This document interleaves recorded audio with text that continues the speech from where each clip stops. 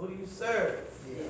Who do you want to serve? Yeah. And in this case, like we get to that, but mother, you know what to do.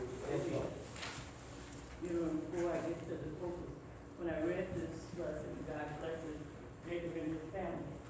Well, we sat down and prepared at Thanksgiving, and I was so blessed to have family around. We had about 22, and that was a blessing, plenty of food. And to see all this, your family, and have them Yes. together there, it was just a blessing. Amen. Judas was a lawyer who held mergers and take litigation for an international firm. Eventually, the firm transferred her to the Russell office, initially for 3 years. There was no promise of partnership, but there was the unspoken understanding that she would get on the track if she turned the transfer down. She and the firm prospered in that time, but she felt a calling to do social justice work. Once that had grown, with every return visit to see her family and hometown, Judith felt now that she had done enough for the firm, that it was time to go home for good. Mr. Nigel, the senior partner, tried to dissuade her. It's been wonderful having you. Yeah, he said. I wish you would go. You've grown this office from a handful of people to millions in annually billable. It wouldn't have happened without you. What can I do to get you to stay? There's got to be something I can give you. Name it. Judith thought for a moment. I tell you what she said. You committed to having each associate do pro bono cases for international leaders and groups, and give me the time to work any such case of my choosing. Ms. Knight agreed. Judy returned to her office and sank back in her chair and sighed. Now she could focus on her future. Our service to others can take many forms. Are you using our talent as God would have us? Amen. So what do you get out of that? What did you see out of this topic and focus? What did you gather out of it? She had a goal. She had a definite goal. She knew she needed to work, but she had a goal. And she felt like, once I accomplish this, I'm on track to do the goals that I really want to do, what's in my heart to do. Amen. You know, and they're like, well, come on, stay with us, stay with us. But the thing was, her mind was still set on what was in her heart to truly do.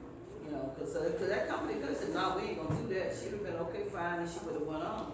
But, the very fact that she, God says we have not because we ask not. Amen. So she put it out there. They could have said, oh, no, we're not going to do that. But by putting it out there, not only now is she going to be doing pro bono and helping people, they are too. Right. Right. And to me, it was God meeting her needs. Mm-hmm. Even though she gave all she had, Jacob gave all he had to Laban, but God still gave him the increase. Mm-hmm. God still met his needs. Like the pastor said, we don't give out. I'd rather wear out than give out. Let God take me this. As long as I stay on the path, on the course, he will provide. Yeah. We just read over in Psalms 36. God is our provider. Yeah. God will sustain us. Amen. And we had, and God, and Jacob had a lot of family problems, didn't he? Yeah. Y'all ladies can understand it more so than I can. Yeah. But see, he had a lot of problems, all because of his father-in-law. Yeah. He was a trickster. His father-in-law was a trickster. Mm-hmm. But in all of that, he paid for some of the stuff. We're going to pay for the stuff we do, okay? But that don't mean that God ain't still in the picture. Right. God is still in the picture, no matter what Jacob did, because God had already promised Abraham through his lineage that he would bless everything that his hands would touch. Yeah. He would give the increase. And anybody that blessed you, Abraham, I'm going to bless them accordingly. Right. But Laban got blessed anyhow, just think of this, just because he was in his presence. Yeah. And he was doing him wrong all the time. Yeah. He got blessed anyhow. Yeah. Well, Trixie got tricked himself, you know. Yes. He in his wife, you know, Yes. he got tricked there, you know, because he thought he was marrying Rachel, but Yes. when he said, buddy, the oldest daughter came, Yes. you know, and then he with Jacob said, well, hey man, what you talking about? I want Rachel. Then he said, well, then you got to do something else for 7 years. You get Rachel, but you got to keep her too. Yeah. Because that was their tradition back then. You know, the oldest girl could not get married before the youngest one. Yeah, No, but, the youngest one couldn't get married. Yeah, youngest one, you put before the oldest. but I tell you, I'm being a man, I ain't gonna lie to you. That's have to be some deep love. To work with somebody for 7 years. And then turn around and work another 7 years. And all I do is know about this woman is that I see her. Yeah. And that I wanted her. Yeah. There got to be a whole lot of loving. You got But the oldest girl, what's her name? Leach? Leah. Leah. Think how she felt. You know, she knew that Jacob didn't love her. Can you imagine living with somebody who don't love you? Yeah, we go back to their tradition. We're gonna go back to that again. But on the same token, she wasn't, they say she wasn't light on her eyes neither. Yeah. You know, and her father knew that. And her father knew that he wanted somebody to love that's his daughter too. And he wanted somebody to love her just as well as he loved Rachel. So he had a dilemma, so he took his dilemma in another direction. He tricked that man into marrying his first daughter. I don't know but I believe that he didn't have to marry her. I don't believe he did. They don't break One the Rachel, Okay, so I don't know if I could have did that. I can't take care of one. That's too long having two. And not only that, they were feuding with each other because of jealousy.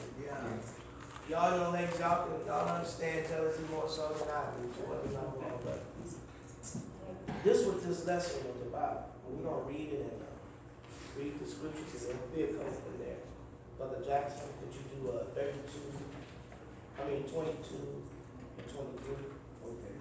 And God remembered Rachel, and God hearkened to her and opened her womb. And she conceived and bore a son, and said, God hath taken away my reproach. Sister Walker, 24, 25. And she called his name Joseph and said, the Lord shall add to me another son. And it came to pass, when Rachel had born Joseph, that Jacob said to Laban, send me away, that I may go unto my own place and to my country. Mother, 26 and 27. Give me my wives and my children, for whom I have served thee, and let me go, for thou knowest my service, which I have done thee. And Laban said unto him, I pray thee, if I have found favor in thine eyes, tarry, for I have learned my experience, that the Lord has blessed me for thy sake. Amen. Brother Mankey, 28, 29. And he said, appoint me thy wages, and I will give it. And he said unto him, thou knowest how I have served thee, and how thy cattle hath worked with me. Amen. Sister Cheryl, 30 and 30. All the way down to 32, Cheryl. Okay. For it was little which thou hadst before I came, and it is now increased unto a multitude. And the Lord hath blessed me since thy coming. And now when shall I provide for mine own house also? And he said, what shall I give thee? And Jacob said, thou shalt not give me anything. If thou wilt do this thing for me, I will again feed and keep thy flock. I will pass through all thy flock today, removing from thence all the speckled and spotted cattle, and all the brown cattle amongst the sheep, and the spotted and speckled among the goats, and of such shall be my hire. Amen. Brother Jackson, could you just finish off for us? Please? And the man increased exceedingly, and had much cattle, and maidservants, and men servants, and camels, and asses. Amen. Amen. God remembered Rachel. Hearken her and open her womb. Amen. And God remembered Rachel. What is he saying there? God remembered Rachel. In those days, you didn't have any children. wasn't good because people look down on you, even people in your family. And the only, you could have been dismissed or mistreated because you hadn't brought any wealth to the family.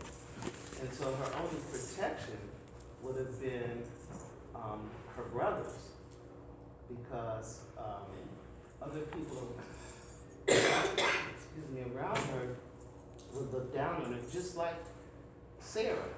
So even though she was young and she didn't have any children, that was not a good thing in those days. So when she had this baby, she said God took away her reproach, because that meant that now people would not look down on her, because now she had a child. And remember, she had to wait a while for this baby while her sister kept having children. And that's what it means. And like I said, she was feeling outcast, downcast. She was an outcast. Yes, because she didn't have a remnant in the family. Mhm. That child had stayed with her, made her stable in her family, like Jean said. It made her important, it made her somebody now. They just couldn't get rid of her if something went wrong and they wanted to get rid of her. Now she had a part in the family. But we know that when at the beginning of it, how Jacob, his mother, construed with him how to do all of these things and steal his brother's birthright. And in all of this, God already had a plan. Yeah. You know, sometimes we look at things and say, I don't know how he could have did that, why he did that, how could she do that, and knowing who Isaac was and who he served, and how did you even get that idea that you can do this and do that. But then like Larry said, our ways ain't God's ways. And God always got a plan for something. He got a plan for us too. He already know the end of the story. We just live in the story. Amen. Every day that we live in the story. But like you said, Rachel was perplexed. She was angry. The Bible says she was angry. She was mad because she couldn't conceive. And in all of that, she did what? She tried to make a way like Abraham's wife made a way, right? She gave him her baby. Amen. Making the problem even worse. Not only did she do it, Leah did it too. She said, I'm gonna up you up one. Okay, so like I said, I ain't a woman. I don't know how y'all feel about that, but she was very angry. Even though that they was married, but she felt left alone. Amen. Out of the circle. Verse 25, and it came to pass when Rachel had born Joseph, the Lord said unto Laban, send me away, and I may go into my own house. He was tired now. It was time for him. He had a family, a big family, 10 boys and 1 girl, and it was time for him to go. But Laban didn't want him to go. And there was one reason why Laban didn't want him to go. It wasn't for the love of his family. It wasn't for the love of his daughter. It wasn't for the love, even though what's called Joseph who came to him. It wasn't love of that. It was all about the mighty dollar, wasn't it? It was all about greed. Because he wanted to keep increasing. Increase, he was getting rich. Just because of Joseph's blessings that God had on him. Not on Laban. Because Laban was a what? He was an idol worshiper. You know, when I read that, I felt like back in the day I worked at South Euclid, and one of our managers there used to hire Christians. And when you get to talking to them and everything, and you find out the reason he hired Christians was because they were better workers, and that's why I thought about this, because you know Laban was benefiting from Jacob's blessings, and it's like, so and I looked at it like that, and I said, yeah, because if you know if I hire these particular type of people, they are going to be a better worker for me. You know, my father tells a story when he first came to Richmond, and the classified was colored and white, and he had applied for a job that happened to be under the white section because in North Carolina they weren't separated like that. And when the man told him, no, this is a job for a white guy, when he left the building, he was walking back to the bus stop. The guy came running back for him and hired him for that job. And he told him, he said, because you guys that come from down south are better workers. You know, so he, you know, and I think about it, it's like, they know, you know, those the ones that would treat you the worst, They knew who the better workers are. Yeah, And they still do that today. Mhm. yeah. They crying about keeping the Mexicans out, but they say we let all the Mexicans not come here. Who gonna do your crop? You think you gonna get a common black man and not even a crackhead? He only gonna do it so long until he get tired. But I'm just being honest, you know. Yeah. They hire those people for those services. That's what they know. That's what they do. They're good at doing it. Yeah, And it ain't, you know, that's just wrong is wrong worldwide. It ain't Yeah. changed. yeah. What was due today ain't different tomorrow. Amen. Yeah. And see, that's a political thing. See, we trying to keep them out because you go by the vote here. See, if you get a lot of Mexicans here, then they got power, like the west side of Cleveland now. Yeah. They used to have a Caucasian, city councilman. Now he's a Puerto Rican now, because there's a majority over there. And see, the United States go by the majority. So Trump, they looking 5-10 years down the line. When it might be 10 million now, 10 years from now, it might be 50 million. That's voting power. That means you got a voice in what goes on. So that's what these Caucasians trying to do now. And we all go back to self-interest. That's all. And even in it, the unfocused, Yeah. talking about the job. That man didn't want her to leave here. That lady was bringing up Yeah. thousands and thousands of dollars. Yeah, They don't want you to leave. They all they think about is their Yeah. best interest. yeah, The Jews and the scribes and the Pharisees. Yeah. What was they thinking about when Jesus came on the scene? Their best interest. They want to Yeah. get rid of him. yeah. Now, you messing up my Yes, thing. yes, yes. You know, and all that we do in life, nothing changes. Yeah, He said ain't nothing new under the sun. yeah. It's always been there. It's gonna stay there till Jesus Christ come back Yeah. again. Amen. Yeah. Verse 27. And Laman said unto him, I pray thee, if I found favor in thine eyes, tarry before I have learned by experience that the Lord hath blessed me for thy sake. And what do you mean that he had learned by experience? He used some kind of divinity, whatever it was. The Bible never tells you. Yes. We know he's an idol worshiper. Right. So Source. he either made some kind of sacrifice to a god, or he did some manipulative stuff like calling himself doing magic, because this is the way they did things. And it came back to get him later, because Jacob did the same thing to him. And deception, all this is in his plan Yeah. to get Jacob to do what he want him to do. Yeah. You know, everything, if you ain't been having experience with the tricks, and you don't know their tricks, you know, because they'll tell you anything, give you anything, while they're trying to stab you in the back. See, Yeah, and better than I would like to be, well, at least have God on my side. So I can see, like Potiphar saw in Joseph a blessing. But like Laban saw in Jacob a blessing. I want to see somebody who's going to be a blessing to me. I said, open up my eyes, Jesus, like you did Potiphar's eyes and Laban's eyes. They saw. You know, Joseph was a blessing, Jacob was a blessing. Oh no, so I can say, now who's going to be, you know, a blessing for me? You know, that I can hang on to, you know? Like when the Ark of the Covenant was in Obed-Edom's house, they said the whole house was blessed. And said when the Ark left, Obed-Edom left with the Ark, you know? And I just want to be able to see, you know, what Potiphar saw in Joseph and what Laban saw in Jacob, the blessed of God. Yeah.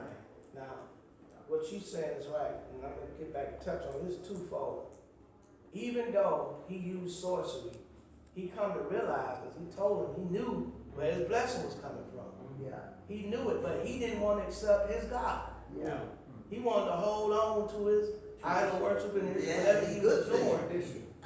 You would say to your mind, now I'm getting back to us as people of God, we do the same thing sometimes and don't even know we doing it. Yeah, We could be doing people in the wrong way just to get yeah. what we want out of them, That's true. to satisfy our needs. Mm-hmm. Even though we're supposed to be Christians and brothers and sisters in Christ, Yeah, we can use each other. Like I say, that's his own family. yeah. But he's using them and his own daughters, his own son, what was his Son-in-law. son-in-law, just to get his needs back across. He don't care nothing about his God, even though he sees Yeah. where his blessings is coming from. through sorcery. So we have to be careful as Christians to Yeah, not be yeah, that way, because we can be that way. yeah. Just to get what we want out of somebody. I'm around those kind of people all the time. The background, really says it all. People If you get read the what they background, well, I have to read, but I just skip over it because he said that how Laman committed sibling rivalry between his two daughters. Yeah. You know, He got them all messed up and because of his doing. and you know, the oldest Rachel hated the big sister, the big sister don't like the little sister. Plus, it was two more women involved in that Yes, too. yes, yes. You know, They had babies, yes. and Rachel was way down the line because she was barren. Yeah. But like the word say, God heard her prayer and he opened up her womb. But the question is, at the end of the background, it said, in what ways have we seen parents, your own or others, create sibling rivalry? How does it affect your entire family? And I look, that's why I read that, and I was just sitting back thinking, I done seen this, you know, in real life, you know. Well, that's why I said, we do it too. We do it too. And all family. Yeah. I tried my best, and we are parents, y'all can raise your hand. I tried my best not to treat not one of my children no different Yeah. than the other. I said I tried, but to a certain degree you have to, because they've got different characteristics. Yeah. You know, you got different emotions, you got different attitudes, you got, they ain't the same. But you gotta tap around them just to make the ground soft. So you want to appear that you trying to do something. Some of them might need more of you to do for them than the other. But you can't let them see that, Amen. or they get very upset. Yeah. Like you're taking sides. I'm not taking sides. I'm trying to make things right. Yeah. I always thought my mother made a difference between my younger sister. And she told me when I was an adult, she said, do you notice how needy your sister is? Do you notice how she needs help with everything? She said, do you need all of that help? I said, no, I can stand on my own. She said, and that's why I did what I did. She said, you didn't need my help. She said, but your sister did. She says, and you're the one that I depend on. I said, you always make, she said, you're the responsible one. She said, if I need something responsible done, I'll come to you. She said, I can't come to your sister. And it's like that, and we good and grown. My baby sister is still the needy. But listen, I'm glad that you received that. Some of the family members won't receive that and take it to heart and say, okay, I understand. I get to the point, and I look at the example of Jesus, that I'm not worried about how they see me treating. I'm going to treat people. Everybody's going to be treated different. I think I said this last week, but as long as you treat people right, because that's what Jesus did. Because people don't realize that Jesus had people who were a little closer to him than others. If you look at John, it said the disciples who Jesus loved. And not only that, and then when he was dying on the cross, who did he ask to take care of his mother? He said, John, take care of my mom. Amen. You know, and you know, who did he show the revelation on the Isle of Patmos? To John. He had a special relationship with John. When they were at the Lord's Supper, who was laying on Jesus' breast? John was. Okay, and Peter had a problem with that. And when God told Jesus, he said, hey, feed my sheep, feed my sheep. What about John? Because he knew what was going on. And Jesus had to say, whether I have John to stay here till I come back, what does that have to do with what I told you? Okay, and we have to learn to treat everybody right. We're always going to have people we're closer to than others. That's just always going to be the case. Why? Because maybe we connect in a certain way. That's always going to be the case. The thing is, though, you treat everybody right. You do what's right. And that's what Laban didn't do. He didn't treat Jacob right. He treated Jacob as a cash cow. I used to work insurance. And one of the insurance policies that you could get was key man insurance. where you had a person in your office who was just doing so well, I'm gonna insure this guy and make him my key man and have key man insurance, so if something happens to me, I can get some kind of benefit off of it. So, when you look at that, it became greed for Laban. Yeah. Laban's, and I don't, whatever other God Laban was serving, Yeah. all he knew is before Jacob came, this is where I was at. Yeah. When Jacob got here, this is where I was at. Yes. I don't want him to go anywhere, Yeah. because he was benefiting me, because Jacob also saw my family is growing. Yeah. I gotta take care of my own. Yeah. I gotta take care of my own. Amen. Amen. But you know, Orlando, the key is explaining that to your children, you know, because most parents don't know what Gene said, what you said is excellent. But you got to tell your children, explain to them, especially when you got multi-children, you know, because you got, example, you got 5 or 6 kids, you got 5 or 6 personalities there that you're dealing with on a daily basis. And all of them looking for your love, Yeah. you know. And if you don't explain to them, but just like Gene explained to her, and you come to them with that same kind of love for each individual, then there will always be sibling rivalry there. Yeah. You know, there will always be, you know, even as they get to be grown up, Yeah. you know, they won't, you know, deal well. What you know what you did 20 years ago? You know what you did 15 years ago? Well, all that should have been squashed way back then because I love you. So you got to have that King Kong kind of love in your household. Because if you don't, they will they'll take that into adulthood. I done seen it. And in this case, what everybody's saying, I see here that Laban didn't come to his daughter. They was more so looking for Jacob's love. That's what they was looking for. And their father could have gave him his love, but we go back again. All he cared about is what the increases that he had. He didn't care nothing about his family. All he cared about the increase. And they was looking for Jacob's love, both of them. In 28, and he said, appoint me my wages, and I will give it to thee. There you go again. He was getting ready to trick him again with his wages. Do anybody know how he tricked him with his wages? Somebody give me a answer. How did he trick him? With his goats, with his sheep. What did Jacob ask for? He said, okay, I tell you what. He was trying to take the low line here. Okay, what I'll do, I'll give you the black and the white sheep and goat, because they were more outnumbered, the speckled ones and the spotted ones. He said, okay, I'll take those. I'm going to give you all the increase. You can have it. All this man wanted to do was get away from him and go take care of his family. The brown, the white, and the black were the normal colors. If they came out spotted, even if they had just a couple spots on them, with stripes or speckles, those were not common, and they didn't bring as much money. So Jacob and Laban was happy about that, because you're taking the ones that aren't worth as much, and you're giving me the ones that are worth more. But Laban failed to see that God was working for Jacob. And that's because he wasn't God's man. And so when he realized that Jacob was still doing better, and even his sons, they were happy, because they figured, well, my inheritance will be bigger because of Jacob.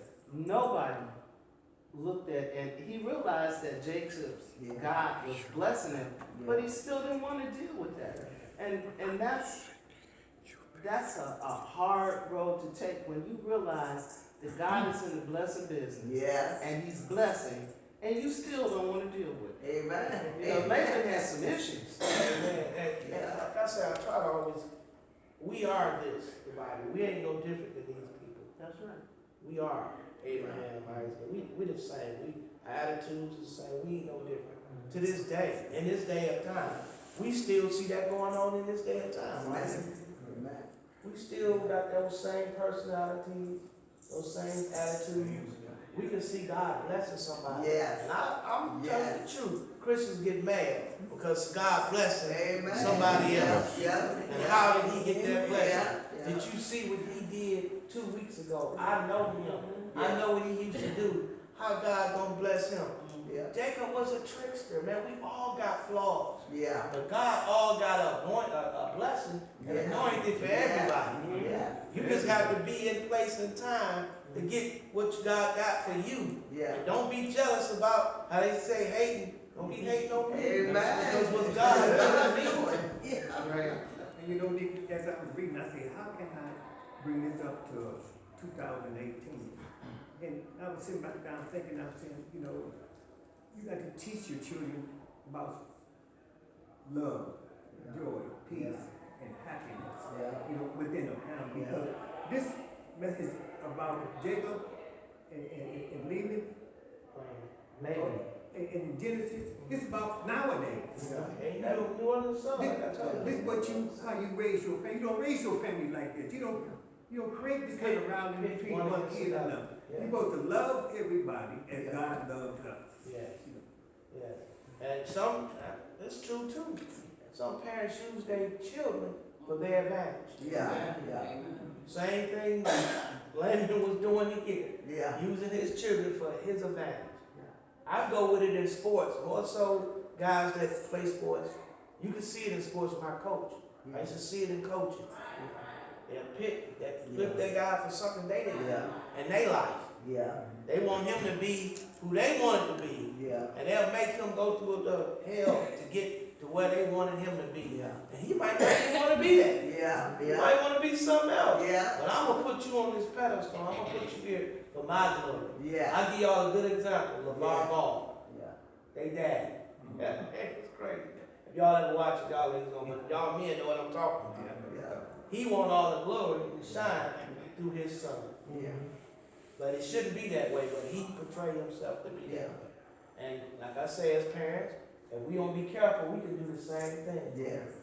Even just for vain things. Yeah. Oh, look how pretty she is. Yeah. Or look how this and this. Yeah. Baby patches. So we can go on and on and on and Yeah. on. Amen. Yeah. So there's nothing new under the sun in that case. And this lesson is classic. I mean, you can bring it to today as much because there's so much going on Yes. in this family. Yes. And if you look at it, there's so much going on Yeah. in families. Yeah. Because even with Rachel, you look at Rachel, she was barren, yes, but her husband loved her more. Yeah. He had special, but it was just something in her. And then I remembered a verse that somebody gave me. I just looked it up too.